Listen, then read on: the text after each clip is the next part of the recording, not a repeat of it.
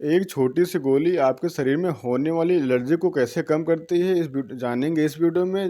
जब जब शरीर में एलर्जी होती है, तो शरीर में एक केमिकल रिलीज़ होता है, वो जिसको हिस्टामाइन के नाम से जाना जाता है। यह हिस्टामाइन एलर्जी कराने के लिए ज़िम्मेदार होता है। जब आपके शरीर में किसी प्रकार की एलर्जी हो, चाहे वो स्किन एलर्जी हो, चाहे वो आँखों में जलन हो, आँखों में पानी आना या आँखों से आँसू आना, या फिर आपको बार-बार छींक आना या जुकाम होना, ये सब एलर्जी के लक्षण होते हैं और ये हिस्टामाइन के रिलीज़ होने से ही निकलता है।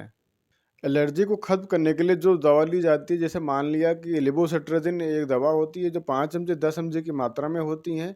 इस दवा का प्रयोग एलर्जी को ख़त्म करने के लिए लिया जाता है। यह एक एंटी एलर्जिक मेडिसिन होती है, यानी ये एलर्जी के से हो जो एलर्जी होती है शरीर में, उसको कम कर देती हैं। अब ये दवा कैसे कार्य करती है वो भी जान लेते हैं। ये जो लेवोसिट्राज़िन दवा होती है जो केमिकल रिलीज़ होता है जिसका नाम है हिस्टामाइन, उस केमिकल को ब्लॉक कर देती हैं। जब वो केमिकल ब्लॉक हो जाता है तो हिस्टामाइन का सिक्रेशन या रिलीज़ होना कम हो जाता है, एलर्जी के लक्षण कम हो जाते हैं।